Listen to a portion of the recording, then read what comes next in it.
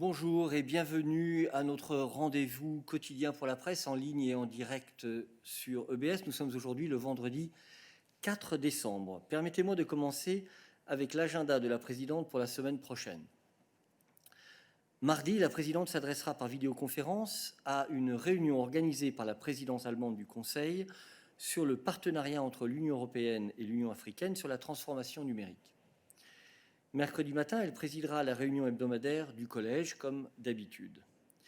Dans l'après-midi, la présidente participera à la réunion de haut niveau entre l'Union européenne et l'Union africaine par vidéoconférence. Jeudi et vendredi, elle participera au Conseil européen.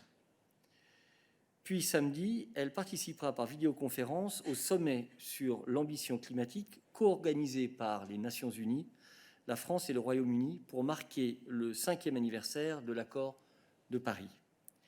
Et ce même jour, elle recevra le prix du dirigeant mondial pour la paix et la sécurité, attribué par le Boston Global Forum, toujours par visioconférence. Now, we will go to Anna, who is connected for an announcement about our partnership with ACP countries.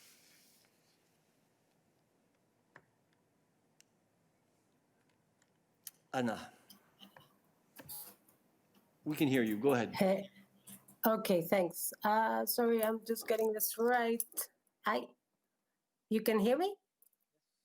Can you hear me? Yes, we can hear you, Anna.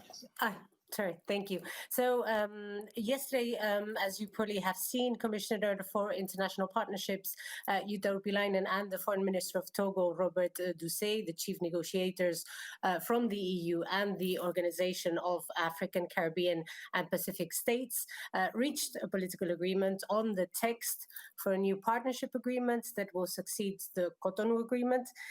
This first important milestone paves the way now for formal conclusion of the agreement in January. The agreement will still have to be approved, signed and ratified by the parties. The new agreement covers a large number of areas from sustainable development, growth to human rights, peace and security, and it will better equip the EU and the OACP member countries to address together the emerging challenges and global challenges such as the COVID-19 pandemic, climate change, ocean governance, migration, peace and security issues, taking very much into account the specific needs of each region. The agreement has a common foundation that sets out the values and principles and strategic priorities, and also regional protocols with their own specific governance to manage and steer relations with the EU and the different regions involved through joint parliament committees including. There would also be an overarching joint OACPS EU framework with a strong parliamentary dimension. And I think it's important to say that at the heart of this new partnership will be the 2030 Agenda for Sustainable Development and the Paris Agreement. Once in effect, the agreement will serve as the new legal framework to guide the political, economic and cooperation relations between the EU and the 79 members of the OACPS for the next 20 years. That was a bit long, but it's an important agreement that we will now hopefully be able to conclude in the next coming weeks.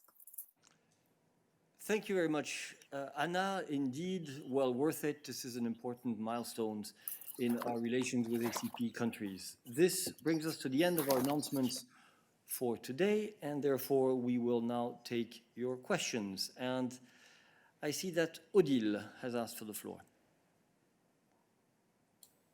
Oui, bonjour.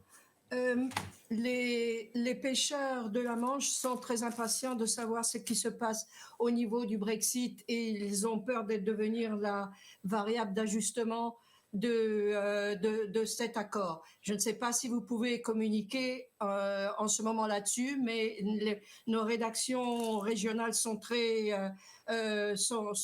pressées d'avoir des nouvelles. Merci.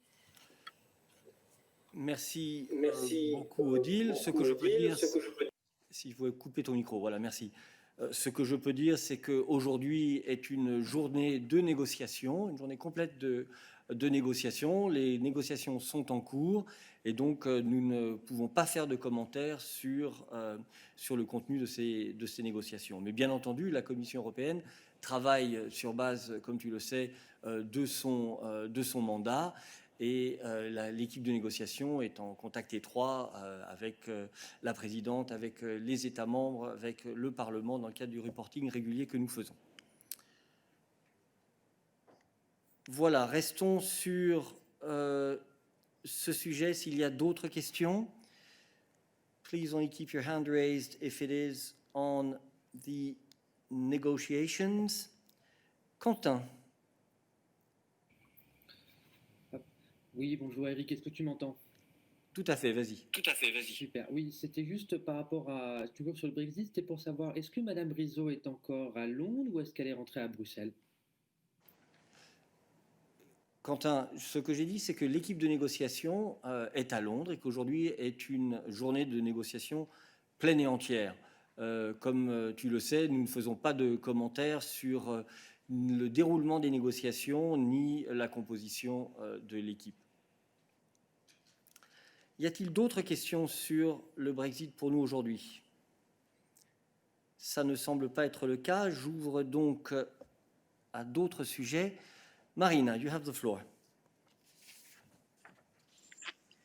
Thank you, Eric. I have a question for Peter. It's regarding Belgrade-Pristina dialogue. President of Serbia announced a new round of dialogue for next Thursday. So can Peter just confirm what will be the agenda? And a question is EU as a main facilitator agreed with Pristina to come back on the issue of municipalities, of Serbian municipalities? Thank you. Thank you. I pass the floor to Peter. Thanks. Good afternoon. EU is the facilitator of the dialogue and is organizing the meetings both at expert level or at a higher political level. Regularly, we always announce these meetings, including the agenda a few days before they are supposed to take place.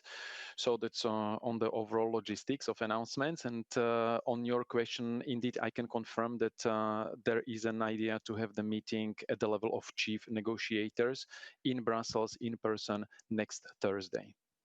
On the second part of your question, the agenda, as I said, we will announce the agenda closer to the date of the meeting. Thank you. Are there other questions for Peter on this dialogue? Or more generally on foreign relations? So on foreign relations, Nicolas. Hello, actually it's a question more for Anna than for Peter. Actually, the media situation in Serbia is getting worse. Independent journalists from N1 and Nova S televisions are under strong political attack for years. It escalated in the parliament when ruling party members of the parliament stating that those media are anti-Serbian media and anti-state constructions, accusing the media to create the atmosphere in which president of Serbia can be killed. Journalists are labeled in the parliament as traitors and foreign mercenaries. And this is not the first time the independent journalists are targets and under attacks by members of parliament or the government or even the president of Serbia. Those last attacks, I have to say, that came right after the president of Serbia accused United Group, one of the largest investors in EU, in which those TV stations operate for wasting millions of euros investing in Serbian media that ran the campaign against him and gave advice to kill him instead. So I would like to hear what can European Commission do regarding this issue, besides noting down in reports that the situation in Serbia is not that bad, is bad because we know that even in the last European Commission report is basically that nothing has been done on the protection of journalists. So what can European Commission do regarding this issue, and can European Union undertake any specific step to pressure Serbia as a negotiating country to fulfill its obligations towards the EU, because the safety of journalists is one of those obligations? Thank you. Thank you very much. I will give the floor to Anna. Hello, do you hear me? Yes, Anna, we hear you. Go ahead. Okay, thank you. So thanks very much, Nicola, for the question. I think that it's first important to set the position of the European Union, which is very clear in terms of we condemn any attacks or threats against journalists. For us, it's clear that it's crucial that journalists are able to do their job free of any threat of violence, harassment, and intimidation, to ensure that citizens, of course, have access to all information. We welcome the authorities' condemnation of these attacks and threats. We do expect also Serbia to create an enabling environment in which freedom of expression can be exercised without hindrance. This issue is addressed in the media strategy that the Serbian government has put forward, and in the action plan that the government adopted yesterday.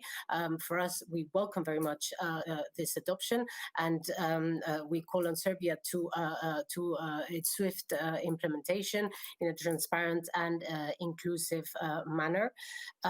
We expect that the new working group for safety of journalists to continue to ensuring an effective judicial follow-up on all instances of physical and verbal violence against journalists. You know very well that for us, media freedom and media pluralism are essential aspects, and they're really in Europe's DNA. So I think that is our position. Thank you, Anna. And I would add that this morning the President had a meeting by a video conference with the Serbian Prime Minister, Mrs. Ana Brnabić, during which he congratulated her for her re-election. And among the issues that were raised were, of course, the negotiations on accession and the rule of law chapter. And in this context, the issue of media freedom came up, and Mrs. Brnabić gave reassurances to the President of the Commission that the government would undertake what was necessary to ensure media freedom in Serbia. Are there other questions for Anna today? That does not seem to be the case, so I open the floor to other issues, and we go to Duarte. Hi, hello, can you hear me? Yes, go ahead.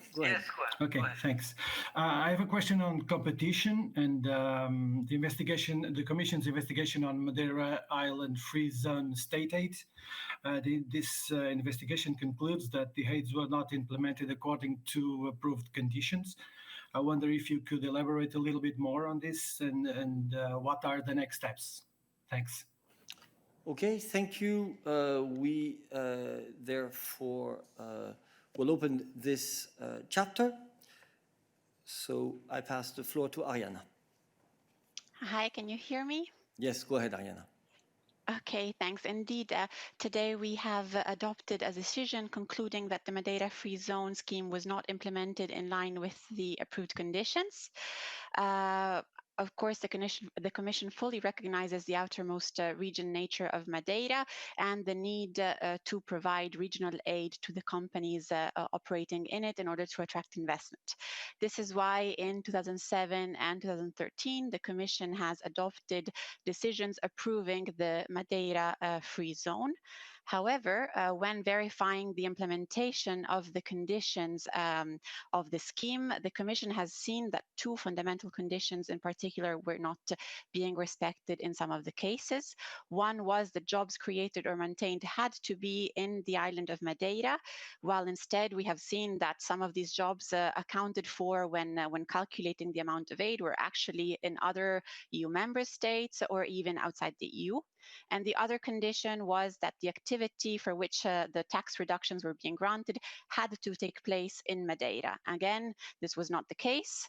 Therefore, the decision concerns the measures that did not bring value added to the island of Madeira itself. Now, the Commission is requiring Portugal to recover the illegal aid granted, which does not mean that all companies that have benefited from the scheme have to recover the aid. It means that the companies that did not respect the compatibility conditions of jobs and profit in the region of Madeira will have to recover this aid. First of all, these conditions will have to be checked. Second, Portugal will have to see whether the amounts of aid granted are below the 200,000 over 3 years de minimis threshold. And at that point, we will know which companies have to recover the aid and for which amount. Thank you. There is a follow-up question.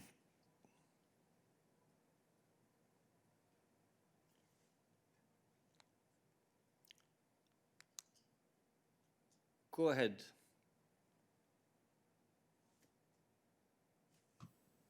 Okay, now I'm in. Sorry, just a quick follow-up to let me know if you have an idea of the amount of aids that are irregular, let's say so.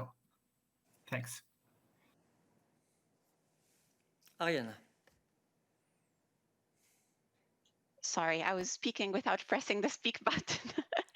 So unfortunately, no, we don't have an idea of the number of companies concerned or the amounts of aid to be recovered because, as I was mentioning, Portugal will really now have to see which companies did not respect these two compatibility conditions of jobs created in the regions and activities for which the tax reductions are being granted in the region of Madeira. Once this list will be complied, they will have to see how many of these companies have received aid amounts which are above the de minimis threshold, and only at that point we will know the amounts. What I can say, perhaps just to give a bit of a parameter, but it's of course a general figure, is that there are 1,700 registered entities that are benefiting, that have benefited from this measure between 2007 and 2014, and we believe that only 300 of them have benefited from an amount above 200,000 euros. Of these 300, of course, Portugal now will have to do the checks on the compatibility conditions.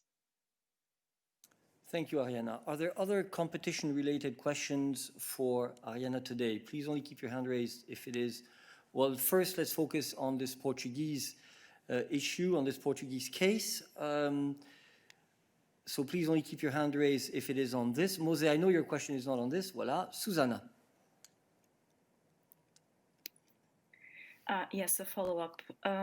Just to understand, so if a company received illegal aid, but the threshold is below 200,000 euros, that's okay. So in that case, even if the received aid is illegal, they don't have to return it to the state. So that's my first question. And how are you sure, if you don't have this relation between which countries are supposed to give the money back, how do you know how many are above 200,000 euros? I'm not sure if I'm being clear, but I'm still trying to understand also this document. Thank you, and this decision. Go ahead, Arianna. But press speak first. Yes. I should have learned by now, almost there. Indeed, so on the 200,000 over 3 years threshold, this relates to the de minimis regulation, which says that aid to a company below this amount over 3 years is actually not considered to be state aid, as it has not an impact on on trade in the internal market. And this is why it's not considered as aid ever in application of stated rules, and clearly, as it is a general principle, it applies for this case as well. The figures I was giving are just indicative, so they were just to give an idea of the size, and they were based on exchanges that we have had in the past with the Portuguese authorities and on our analysis. But of course, when we monitor cases, which is something that the Commission does regularly, it selects each year a number of cases to verify if they have been implemented in accordance with the compatibility conditions. It selects, some companies to to verify in greater detail. And what has happened in this case is that for a number of these companies, we have seen that the clear compatibility conditions of value added for the region of Madeira specifically had not been fulfilled. And for this reason, we have taken this decision today. Thank you. Now, unfortunately, I have the impression that Susana could not hear the answer. Susana, I propose, if that is the case, that you watch the answer on EBS after the midday, or that you contact ARIANNA bilaterally on your question. Are there other competition-related questions for ARIANNA today? Tommaso. Yes, good morning, Gallavottì and Kronos. Thank you for the floor. It's just a question about Fincantieri and Chantier de l'Atlantique, or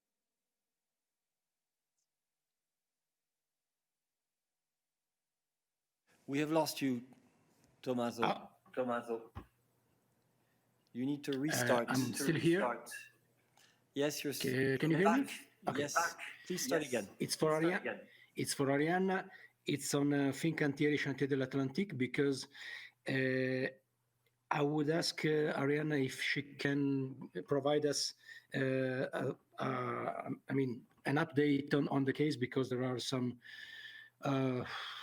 complaints by Italian politicians. They say that the Commission is going to shoot the merger because France is not in favor of it. There are a lot of, there's much talking in Italy. It would be helpful if you can have an update on this. Thank you. ARIANNA. Thanks, Eric, and hi, Tommaso. The update is unfortunately that there is no update on our side. Let me recall you what the situation on Fincantieri is. So on 13th of March 2020, so this year, the Commission has stopped the clock in the in-depth investigation of the acquisition of Chantier de l'Atlantique by Fincantieri, and the clock remains stopped. Just to remind you, this procedure in merger investigations is activated by the Commission each time that the parties fail to provide in a timely manner an important piece of information that the Commission has requested from them in view, of course, of its ongoing investigation. To comply with the merger deadlines, the parties must submit the necessary information to the Commission in a timely manner. If they don't do so, the Commission will eventually stop the clock. And as soon as the missing information are provided by the parties, the clock is restarted and the Commission investigation continues with the deadline adjusted accordingly. Thank you very much, ARIANNA. I can imagine a room full of clocks being started and stopped, depending on the cases. So, are there other questions on competition for ARIANNA today? Stéphane, une question concurrence.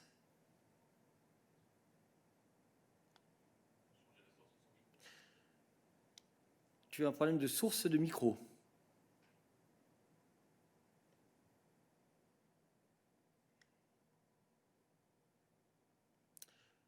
Nous n'arrivons pas à t'entendre. Nous allons donc voir s'il y a d'autres questions concurrence. Ça ne semble pas être le cas et donc j'ouvre les débats à d'autres sujets. Ah oui, Anna, tu avais demandé la parole. Anna van DENSKY, je t'avais raté tout à l'heure. Désolé. Bonjour tout le monde. J'ai la question concernant Éthiopie et pourtant je voudrais changer pour la langue anglaise. I have a question on European diplomacy. What are their actions in defense of human rights of Tigray people? Because there are very alarming reports coming from Sudan, from Sudanese military and international NGOs who are at border, including the European Union NGOs that are the army of federal troops of Ethiopia doesn't allow the refugees to cross the border. And my question is, I repeat it, what are the actions of the EU diplomacy to ensure right to life of these people and right to free movement? I hope that there is, Nabil is there to answer my question. Thank you, Anna. As I've said very often, we provide a constant service. So Nabila is here, of course. Good afternoon, Anna, and thank you for your question. Let me remind you first that respect for human rights and fundamental freedoms are essential elements of EU's foreign policy, and in particular the Cotonou Agreement between the EU and the ACP countries, including Ethiopia. In this vein, the European Union is committed to support Ethiopia to protect, respect, and promote human rights, including through its political dialogue with the government, development cooperation, support to civil society, and capacity building. It is clear that human rights and international humanitarian law must be upheld under all circumstances, and any violations be accounted for in line with international standards and instruments. We, as I said before, we are following the situation in Ethiopia with great attention and coordinating very closely with regional and international actors.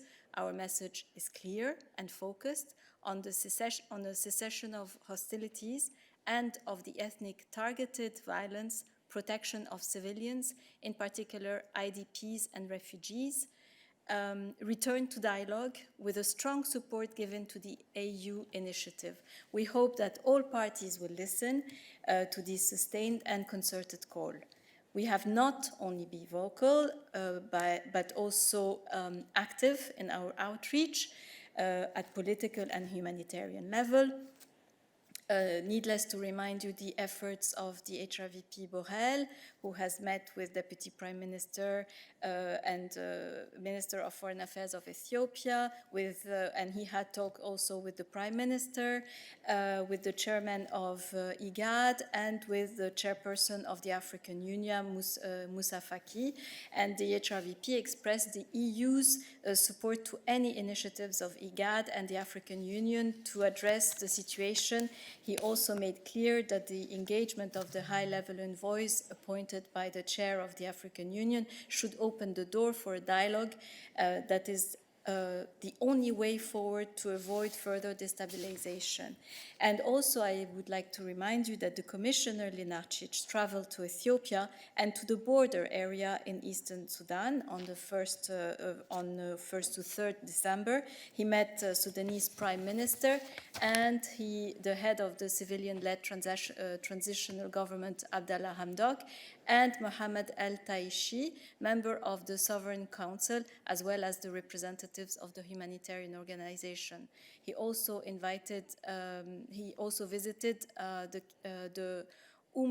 Rakuba camp in eastern Sudan, where more than 45,000 refugees have arrived over the past few weeks. On his way to Sudan, the Commissioner also met with Ethiopian Minister for Peace, Mufirat Kamil, in Addis Ababa. During these meetings, the Commissioner emphasized the importance that humanitarian workers have unrestricted access to all areas affected by fighting. He also urged the authorities to allow the evacuation of the remaining EU citizens from the conflict-affected areas in Tigray. Thank you very much, Nabila, for this extensive answer to the question. Are there other questions for Nabila on Africa? Are there other questions for Nabila in general on her portfolio? Nawab. Yes, thank you. Sorry, my camera is not working today. I have a question on Afghanistan, and I would like to ask your reaction to the recent agreement between Taliban and the Afghanistan government to continue peace talks. Thank you. Thank you very much. Indeed, a question for Nabila. Thanks a lot, Nawab. As you can see, I'm lost in my papers, but what I can tell you is that we take note. Yes, I do, but sometimes I need to be a bit more. But anyways, I would like to tell you that we do take note of the agreement that you have just mentioned, and as you know, it comes at a very timely time that we had the conference on Afghanistan just in the past in a few weeks back, and that we are following and looking forward to a peace. But we have to first see what is in this agreement. So this is what I have to say on this. Thank you very much, Nabila. Other questions for Nabila today? That does not seem to be the case. So let's see if Stéphane has managed to switch mic source. You had a question on competition, I believe. You have no mic at all, I'm told, Stéphane. So I would ask you to contact us bilaterally after the midday briefing, please. Mose, over to you. Yes, thank you, Eric. I have a kind of follow-up questions to yesterday's discussion about traveling during the holiday and Christmas period. I think that the Commission has referred to traveling advice given by the two EU agencies this week, saying that it's not such a high risk to travel. But my question is, besides that, it seems that the Commission also has taken some exceptional measures somehow to encourage its own staff to travel home during this period. I think about this measure which was discussed yesterday about closing European schools 2 weeks before Christmas. And secondly, to allow Commission staff to be teleworking from abroad, which is quite exceptional. So how do you explain these two measures? Thank you. Thank you, Mose. I will give the floor to Balázs on your question.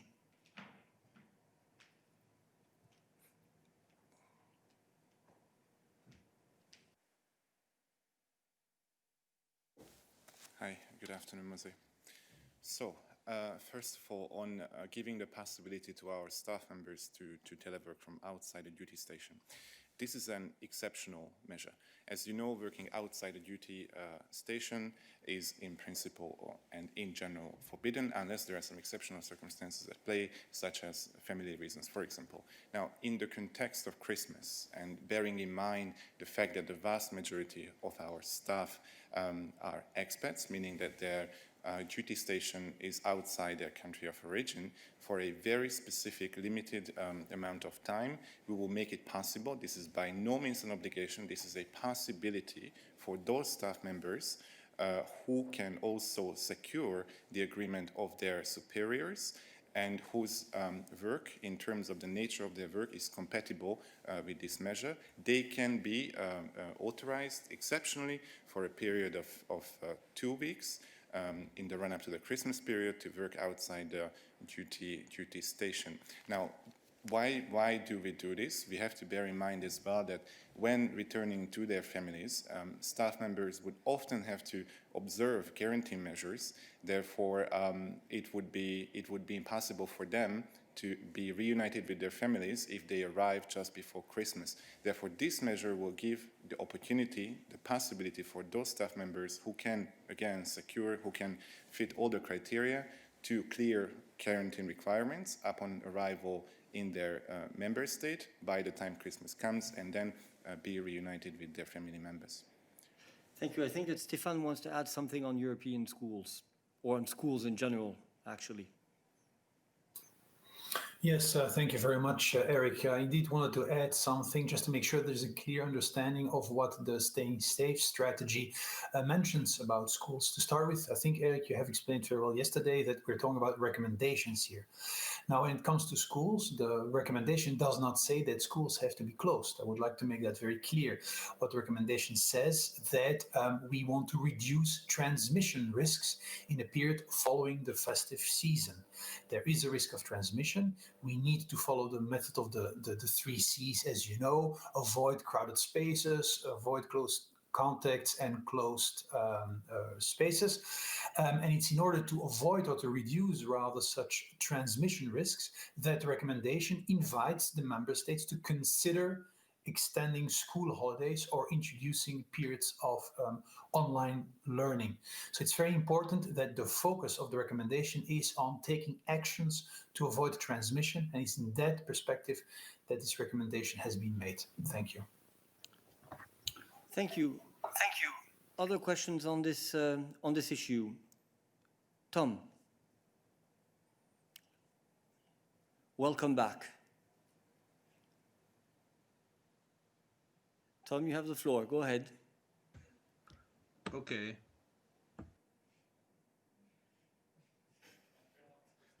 Okay, can you hear me? We can see you and hear you. Go ahead, Tom.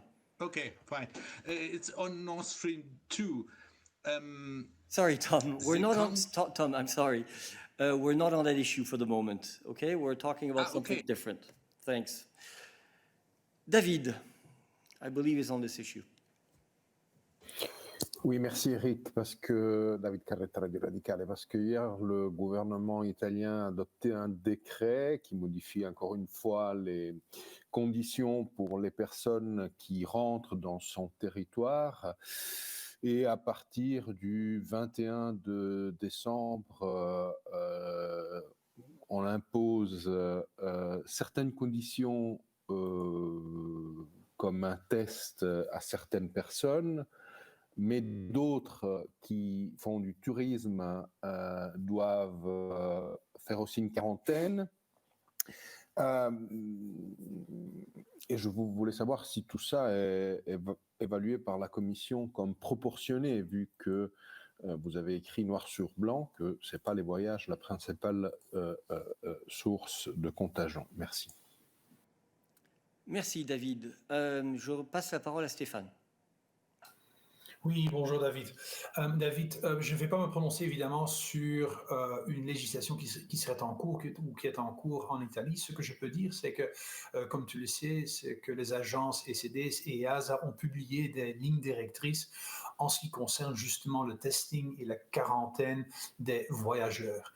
Leur conclusion, et c'est un élément qui est repris dans notre stratégie de Staying Safe, est que dans la situation épidémiologique, des restrictions comme la quarantaine ne vont peut-être pas contribuer de manière significative à une réduction de la transmission. Et c'est pour cette raison-là que les ECDS et les EASA ne recommandent pas des quarantaines ou des testings dans des situations ou dans le cas de voyages entre pays qui sont dans les mêmes situations épidémiologiques.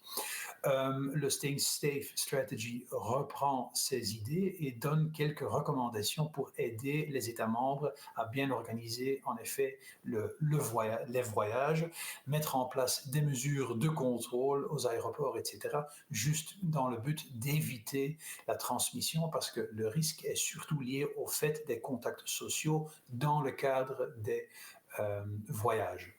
Merci. Merci beaucoup. Merci beaucoup. Je ne vois pas d'autres questions pour nous sur ces sujets aujourd'hui, et donc je vais revenir à Jaume, qui avait demandé la parole précédemment, avec une question, je crois, état de droit en Espagne. Jaume, are you still with us? I can see you on the list. Yes. Yes. Vas-y. You can. Okay, it's a question for Christian. You know that now there is a new proposal of the Spanish government to a change or reform the judicial power, taking into account that some weeks ago the first proposal received critics. I would like to know now if you have information about the new proposal and which is your reaction. Thank you. Indeed, for Christian. Yes, hi Jaume, thank you for the question. As you will remember, we had expressed a clear position that it is important for Spain to address the issue of the Judicial Council, and at the same time to ensure that the Judicial Council is not perceived as vulnerable to politicization. We are aware of the new proposal, and it is important that member states, when reforming their judicial system, carry out the necessary consultations with all the stakeholders, all the relevant stakeholders, and with the Venice Commission. Member states must follow European standards to ensure that judicial independence is not compromised. We will continue to follow the situation closely, and we await more information from the Spanish government. Thank you very much. Are there more questions for Christian on... Jaume, you have a follow-up. Go ahead. Just when you mention stakeholders, you mean the opposition, or what do you mean exactly? When I say all relevant stakeholders, then I mean all relevant stakeholders. That includes, of course, relevant stakeholders in the political sphere, but also in the judicial sphere. Thank you. Are there... Jaume, one last follow-up on this. Go on. It's okay. It's okay. Do we have other questions on this issue of the Spanish law reforming the Judicial Council? I see Nacho. Nacho, go ahead. Do you hear me? Yes. Hi, thank you for the reply to Jaume's question. I would like to know if I think that was last week Commissioner Reinders talked with the Spanish Minister of Justice, and they talk about the judicial reform. So I would like to know if Mr. Campo told anything related with this new proposal to the Commissioner, and if not, if there is some loss of trust between the European Commission and the Justice Minister, because it seems that they are proposing again this new reform that it seems that you criticize again. Yes, there was indeed an online meeting last week between the Commissioner and Spanish Justice Minister, which was a constructive exchange on different issues, on first of all on the European Public Prosecutor, on which the Commissioner has spoken with many ministers in recent days to ensure that it can swiftly start, and also on some other issues, including rule of law, the rule of law report, and also the issue of the Judicial Council was addressed. The minister also assured the Commissioner that the necessary consultation with the Venice Commission would take place, and we will of course continue to working constructively in the contacts with the government on this issue. Thank you. Nacho, you have a follow-up. Yeah, very quick follow-up. So he says that any new reform will take into account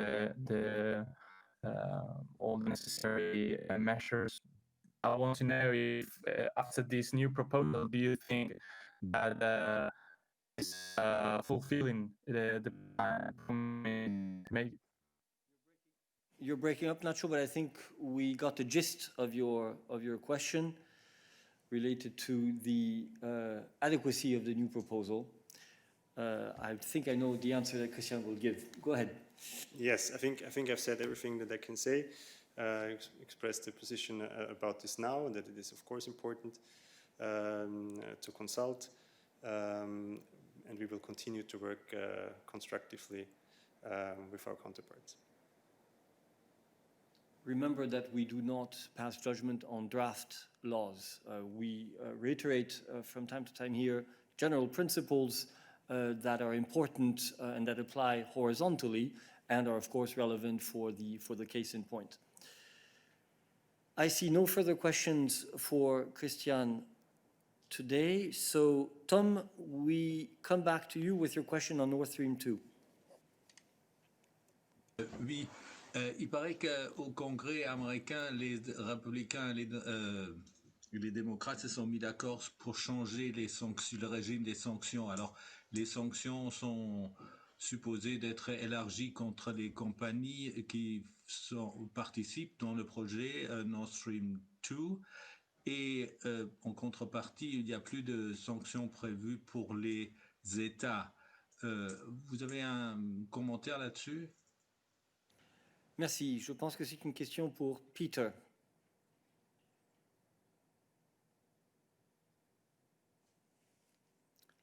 Peter Stano.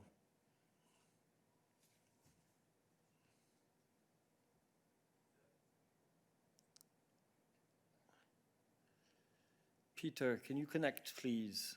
If not, we will come back to you bilaterally. There seems to be an issue with Peter's connection. So let's move on to other issues. Tom, I will ask Peter to come back to you, and if anybody else is interested in the answer to that question, please contact Peter.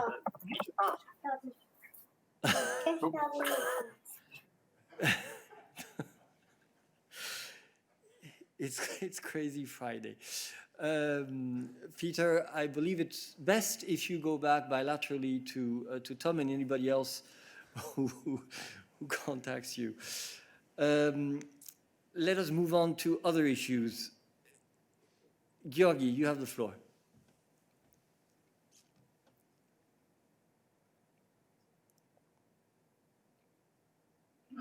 Actually, I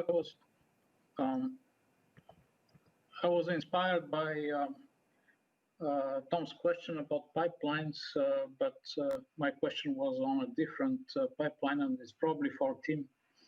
The Trans-Adriatic pipeline has started delivering gas, and I'm not aware of any EU reaction on this account.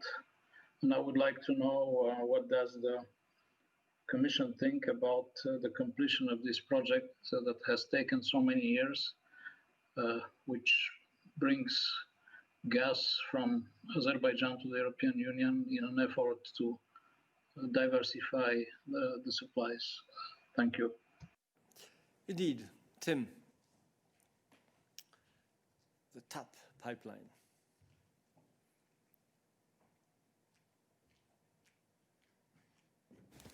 Thanks, Georgi, for your question. Indeed, it was something you'd raised with me by email, and I was just ready with a reply, which I was going to send to you after the midday, but happy to read it out for you on the podium as well. So what I can tell you is that the Commission welcomes the start of operation of the Trans-Adriatic pipeline, which connects Greece to Italy through Albania, to bring Caspian natural gas to consumers in the EU. The project would increase choice and competition, improve energy security, and diversify gas supply, in particular in Italy, Greece, and Bulgaria, as well as in the Southeast European region. TAP, as you will know, is a project of common interest, and together with the already completed Trans-Anatolian pipeline, is an important part of the Southern Gas Corridor.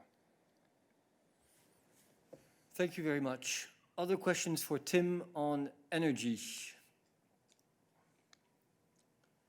Tom, you still have your hand raised, but as I've said, we will come back to you bilaterally on that issue. But do you have perhaps another question?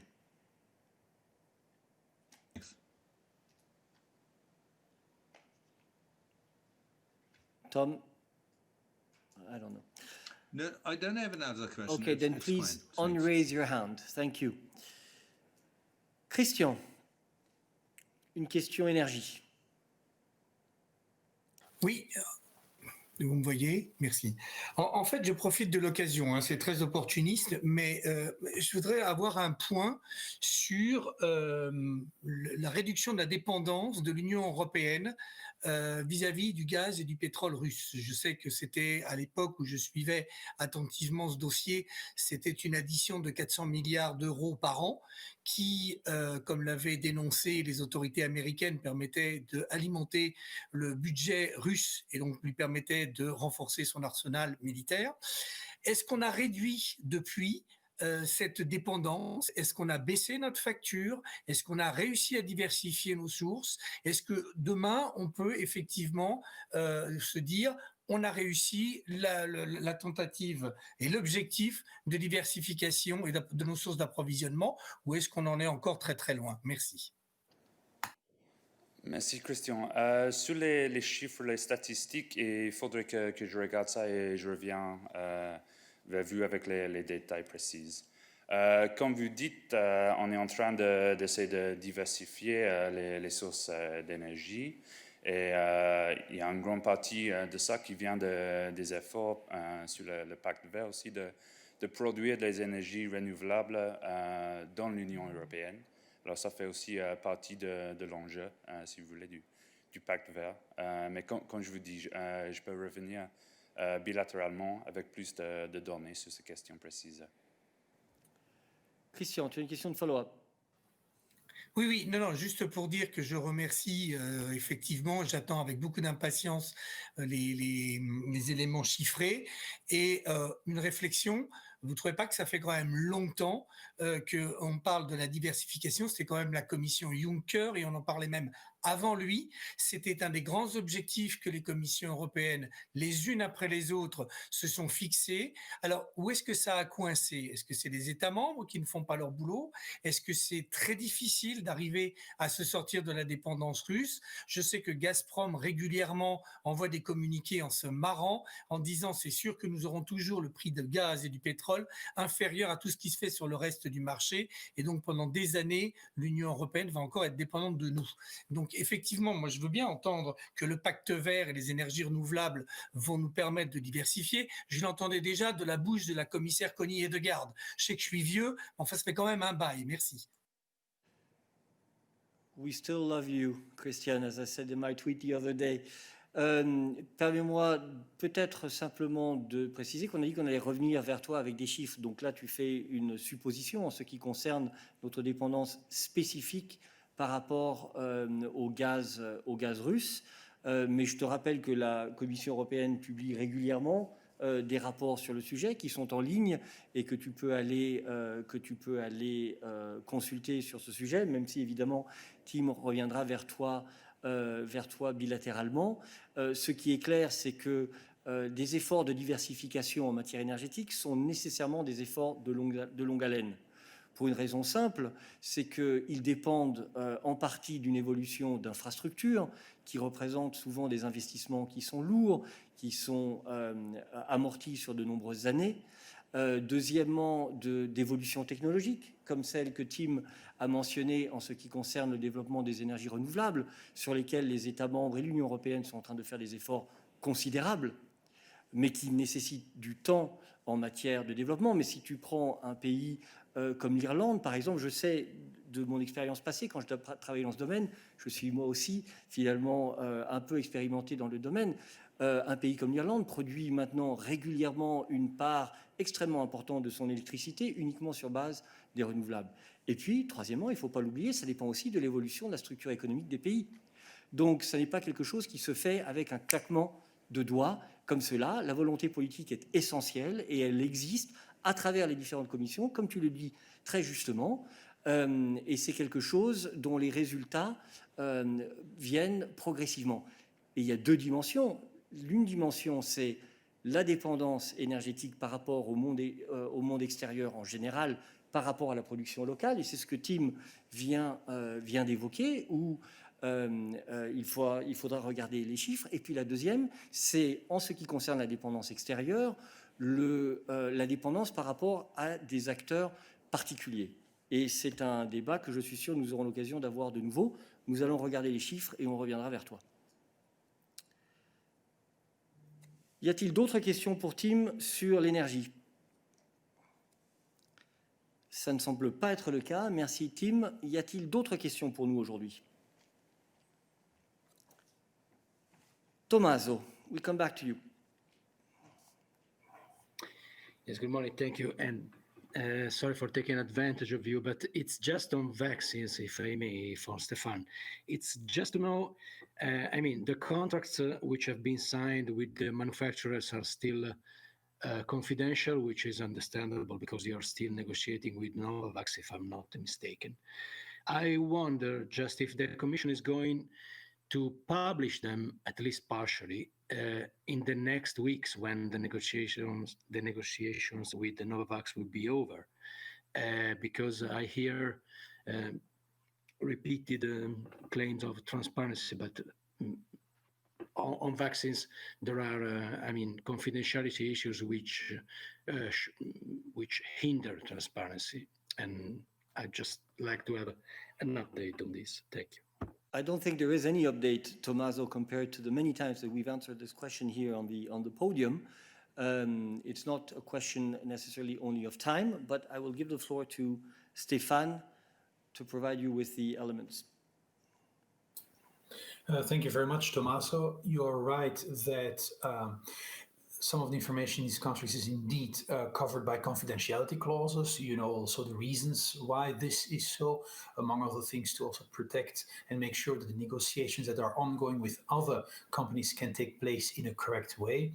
Maybe what I would like to reiterate is the fact that this question of confidentiality was also raised in the European Parliament, and the European Commissioner, Kyriakides, has said that we are ready to explore within contractual constraints, making information from contracts available to nominated members of the Parliament with specific arrangements once these sensitive ongoing negotiations are concluded. This is, as you know, worded in very careful wording, exactly based on the fact that the elements in this contract are covered by confidentiality obligations. Thank you. Thank you, and let me add perhaps that we should not forget that the member states all have full access to the contracts. Indeed, they were part and parcel of the negotiation process. They were members of the negotiation teams that negotiated and are still negotiating these contracts, and they have the information on the contract. So, of course, the Commission is not withholding this information from the member states. We are one team, and the information is available in its entirety to the member states. Are there other questions for us today? I do not see any, so let me wish you an excellent weekend, and I look forward to seeing you again here in the press room on Monday. Thank you.